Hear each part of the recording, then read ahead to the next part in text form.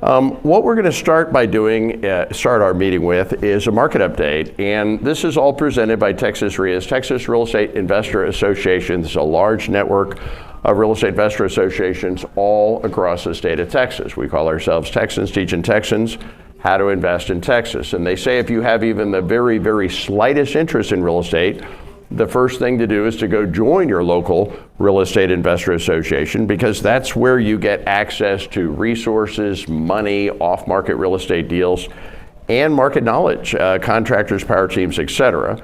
And one of the things we do is we constantly update the market update. We do a forecast and a State of the Union every single month, and I'm going to give you kind of a little snapshot of where we are in the real estate market right now. You need to be a student of the market. Obviously, we're in the market. We need to know what's going on, where the opportunities are. We've got lots of tools and resources to do exactly that. So let's go through our market update. I guess I can summarize it by simply saying this is actually the best deal, the best market we have ever had in real estate. It is the single best real estate market we've ever seen. The full year forecast for sales is that sales are up about 20%. So that means we're selling more. That's actually not that relevant. I don't really care if we sell more or less. What I care about really is what are the prices doing. And it turns out year over year prices are up 25%. So if you owned real estate last year, congratulations, your house on average is worth 25% more than it was a year ago. That's a pretty good return for a 1 year return in real estate. And it's funny because I own a lot of real estate, I own rental properties. I've got about $15 million worth of houses here in Texas. And most people, when they talk about inflation, they're like, oh, inflation's a bad thing. Well, not when you own real estate. We just have another name for it. We call it appreciation, yes. And when your assets, when your wealth is tied to real estate and you get a lot of appreciation / inflation, when the prices go up, that can be a very, very, very good thing.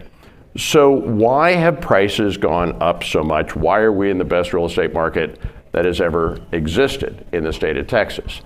The thing you have to understand about real estate is real estate does not follow the economy, the stock market, even interest rates. People think like there's a big connection to interest rate. Not really much. During the Great Depression, real estate prices went down a whopping 6%, almost not at all. During the great pandemic that we're living through right now, real estate went up a whopping 25%. It doesn't have much at all to do with the economy. What it has to do with is supply and demand. Basic economics, supply and demand. That's what drives real estate. It has very little to do with the economy, interest rates, or anything else. And right now, because of the pandemic, we've had huge constraints on supply. So guess what? People are still having babies, and people are still moving to Texas, but we're not building houses, we're not creating inventory. A lot of the inventory that did exist has been taken off the market. So inventory is a problem. We got demand, we got no supply. And when you got growing or stable demand and reduced or less supply, then the prices go way up. So what has caused our inventory to be so low? Well, uncertainty. A lot of people said, I don't know if it's a good time to sell my house. I don't know if I want people walking through my house. If I have to put my house on the market, I got enough things going on in my life. I got to work at home maybe. I've got to have my kid maybe going to school at home. I don't know if I really have time for people to be going through my house and be looking for houses and trying to sell a house. We do have low interest rates, and low interest rates has motivated more buyers to want to buy, so people see it as a good time to buy houses. And the last market cycle we went through really changed the way real estate works. And I am going to get this door closed here in a minute. What does that mean? It used to be when real estate was hot, builders would build like crazy, right? And then they'd overbuild. And then the market would crash and all the builders would go bankrupt and all the banks would go bankrupt. Well, that cycle happened several times and they kind of learned their lesson. Now lenders are not lending like crazy. Now builders are not building like crazy. In fact, they're not even building enough houses to keep up with the number of houses that are being bought, right? The new demand and the new migration coming in. Labor shortages have caused problems. Immigration policies have reduced labor, and there have been other factors that have reduced labor, and that has made new construction more challenging. Material shortages, up until very, very recently, there was a major labor shortage, so you couldn't even get supplies. And a lot of other supply chain interruptions and disruptions have occurred due to the pandemic. That means if you're building houses or even doing major renovations, it is harder to get the supplies and harder to get the materials. Prices have gone up for both labor and for materials. And again, these are all causing it to be more challenging to build more inventory. And then you'd think the government would be here to help us, but they're really not, because nowadays, if you want to get a permit to build something new or even to do a major renovation, it's probably more challenging to get a permit now than ever. And then, of course, we have the Elon effect. Elon Musk put on a cowboy hat and says, "I'm a Texan." And I think about 30% of the people in California followed him, because we have this huge influx of people from all over the country, pretty much, especially California, moving to Texas. Texas has not only the best real estate market, but the best economy and the best people and the best weather and the best everything else. And a lot of people want to be part of that. So we have a huge influx of population. And then, to make matters even more complex, a lot of people that are thinking about moving up to a new house or a bigger house are keeping their existing house, and they're keeping it as a rental property or an Airbnb, and sometimes they're like, oh, my house has gone up, it's going to keep going up because people keep having babies and keep moving to Texas, so why not hold on to the property that I already have? And I think that's a pretty good idea. I've been a real estate investor now for 18 years, and if I look back at my career investing in Texas real estate for the last 18 years, the only real regret that I have is I wish I had bought more. I really do. A lot of the wealth that I have today was a function of my decision, 10, 12, 15, 18 years ago to hold on to properties. And I held on to a lot of properties, but man, I could have held a lot more, if I only knew then what I know now. But that being said, we're doing all right, and today is the first day of the rest of your life. And then finally, one other interesting factor, institutional buyers. There's hedge funds that are looking at Texas saying, man, that's a great place to own real estate, and they're actually buying inventory and turning them into rental properties and Airbnbs. So ain't much left on the shelves if you're looking for a house here in Texas. And that's why the inventory is so low, and that's why we have a supply and demand problem. Limited supply, more demand, and that causes prices to go up 25% in a year. So let's talk about the different markets, starting with Texas, and then we'll drill into the different cities. Overall, Texas, the average sales price of a house in Texas is $378,000 or $387,000. The median is kind of, you put all the houses in and you take the house that's half the houses are more expensive and half the houses are less expensive. That's just another way of coming up with an average is $310,000. Days on market, 25 days. Means if you put a house on the market, the average house that's actually sold is sold in 25 days versus 55 last year. This is the really crazy number, though, down here. Months of inventory. Inventory is really the supply and demand story. And inventory tells you that if you just stop putting any new houses on the market, right? If you just, whatever's for sale, that's all that's left, and there's nothing else that's going to go for sale, how many months or weeks, how long would it take before you run out of houses? And the answer is about 6 weeks, about 1.5 months. If you just stop building, stop selling, putting anything new on the market, in 6 weeks there'd be absolutely not a single home left in Texas to buy. And that's a crazy, crazy low number. They say if there's less than 6 months of inventory, you have a seller's market. If there's more than 6 months of inventory, you have a buyer's market. If there's 6 months, right around 6 months of inventory, you have a neutral market. We have a strong, on steroids, strong seller market. There's just not much available to buy. Now, sales is down a little bit. What does that mean? The number of houses sold is down a little bit. Why is sales down? Because there's nothing left to sell.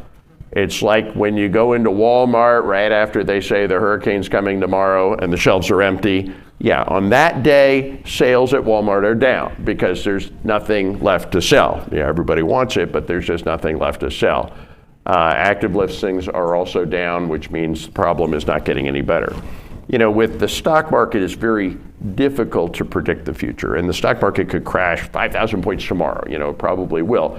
With real estate, it's actually much easier to make predictions because we know about how many people are having babies and about how many people are moving here, and we even know how many houses are under construction, and you can make some forecasts about that. And we do forecasts here at the REIA every year, and we have for years, and our annual forecast has always been spot on. It's not like trying to predict the future, trying to predict the stock market.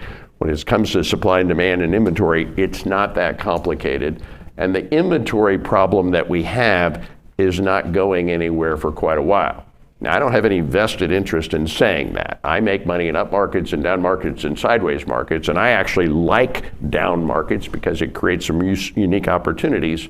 But the market that we're in and the inventory problems that we have are going to be with us for some time for a number of different reasons that are not going away.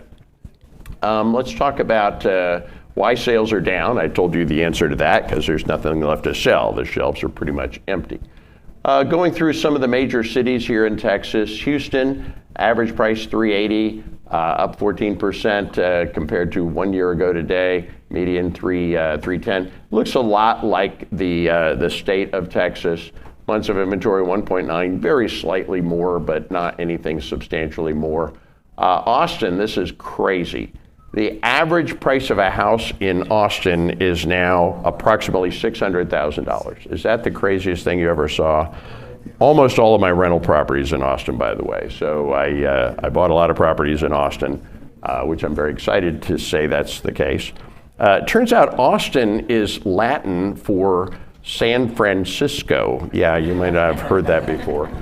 But look at the inventory in Austin, 0.9 months. There is less than 1 month of inventory, less than 1 month of inventory, which actually has gone up. It used to be half a month of inventory, so it's gone up a tiny bit. It's still crazy. Literally, you put a house for sale and it's gone. Like within days, it's gone.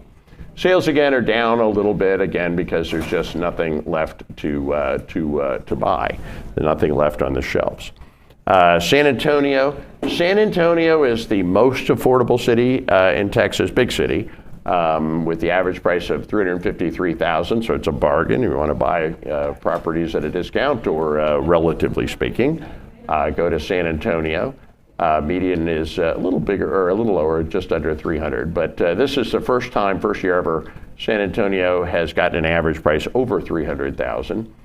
Months of inventory, 1.3. Again, there's not just much inventory. And of course, there we are in the Dallas-Fort Worth market. Dallas-Fort Worth market average sales price now is $418,000, up 19% compared to 1 year ago.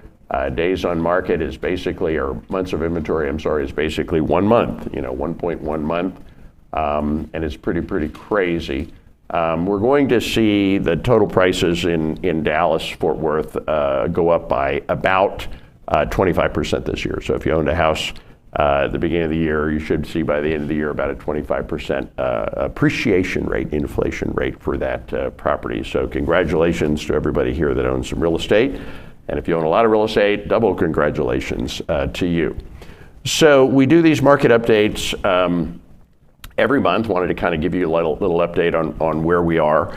Now, what does this mean? Look, you can make money in up markets and down markets and sideways markets. Sometimes it's easy to buy and hard to sell. Sometimes it's easy to sell and hard to buy. It's never easy to buy and easy to sell, right? Wouldn't that be nice? But that's never the case. But when you have a market like this, it's harder to find deals. Okay, and I'm going to tell you, you're not going to look for deals in the MLS. There's nothing that an investor would ever want to buy that is in the multiple listing service. So we're going to tell you where you do look, and it's not the MLS. But it is harder to buy, but it is easier to sell. And, if I have a choice of easy to buy, hard to sell, or hard to buy and easy to sell, I'm always going to go with easy to sell. because I can always turn up the marketing, I can always find properties, and when it's easy to sell, the velocity of money is faster. What does that mean? It means when you do a deal, it doesn't take as long. When you buy something and put it on the market, it's going to sell quickly, which means your money turns over more quickly, which means if you got your marketing going, you can scale up your business. And the other thing about a market like this is it's just more forgiving, frankly. For a lot of you that may be new investors, it's just more forgiving.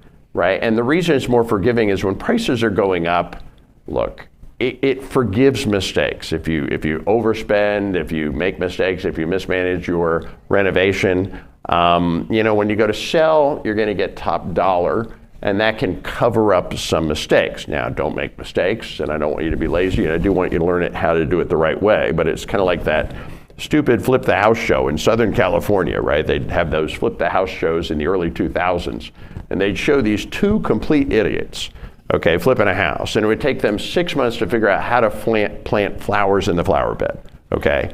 And then when they finally figured out how to get those flowers planted, they'd flip the house, they'd sell the house, and they'd make $50,000. Why did they make $50,000? Because 6 months later, the house was worth $50,000 more, right? And the dumber they were and the longer the project took, the more money they made. And we're not quite in that market, but it feels sometimes like that market. And that means that if you're a new real estate investor, it's just a more forgiving market. And there's a lot of opportunities. All the strategies work in this kind of a market. In a down market, you got to be kind of a PhD real estate investor. In an up market, you got to be kind of just in the right place at the right time. So we're going to go through some training in a few minutes, and we're going to teach you the top 12 strategies that you use to find deals. I said they're not in the MLS. I do want to make a special quick announcement, though. We do have a workshop coming up. And I want to let you know, I'll tell you more about the workshop later. We're doing it right now for free, so how cool is that? And it's both live and it is also simulcast online. So I'll just give you a little sneak preview now. I'll give you the details of it later. Here at the REIA, we train our flock, the members, with all 12 strategies, all 65 marketing campaigns, 10 different closing scripts, learn how you can partner, put together your funding, get access to funding, put together your power team, and more. And we're doing a tour, so I'm going to flash this up. I will give you the details of it later. But we're doing a 3-city tour in Austin, Dallas, and Houston. Dallas, October 15, 16, 17. Houston, next week in September 24, 25, and 26. And Austin on October 8, 9, and 10. Those are all Friday, Saturday, and Sunday. You are more than welcome to join us. Like I said, we are meeting live and in person. I promise we're going to have a bigger room that's more spaced out with tables. And we're also simulcasting online. So if you want to come, like if you're in Dallas, you want to come to Dallas, you can come to Dallas. If you're anxious and want to get started on your training sooner, you might want to come to one of the other meetings and attend via simulcast or any combination of live and simulcast. So again, I'll give you the details of this later. And if that's something you're interested in, we're doing some free training for the workshop.